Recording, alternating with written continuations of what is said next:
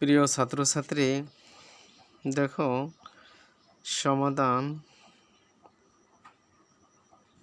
দেখো 4.1 প্রশ্ন 10 5x² - 4xy, 9x² y²। এটার আমরা যদি গুণ আকারে সাজাই তাহলে আমাদের 5x² - 4xy, এখানে গুণ 9x² y²।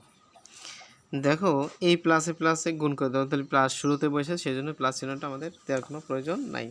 তাহলে সেক্ষেত্রে 5 নং কত 45, তাহলে 45x² আছে একটা, x² একটা, তাহলে x² আর x² গুণ করলে x⁴, আর এই y²টা বসে যাবে। দেখো এই প্লাস এই মাইনাস, প্লাস মাইনাসে মাইনাস। 4 নং কত 36 x² আছে, এখানে একটা x আছে, তাহলে x কী হবে কিউব, এখানে একটা y আছে, এখানে আছে দুইটা y², তাহলে y³। এটা হলো অ্যান্সার।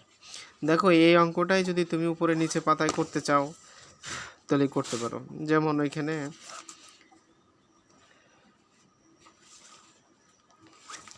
দেখো এখানে মূলত এই 10 নম্বরটাই যদি আমরা এভাবে করি, এই 10 নম্বরটাই বিকল্পভাবে যে 5x² - 4xy, এটা আমরা নিচে বসাবো, যেমন 9x² y², এটা গুণ চিহ্ন দিয়ে দিলাম। তারপরে প্লাস মাইনাসে প্লাসে প্লাসে প্লাস। 5 নং 45 x² দ্বারা গুণ করে x⁴, আর y²টা বসে যায়।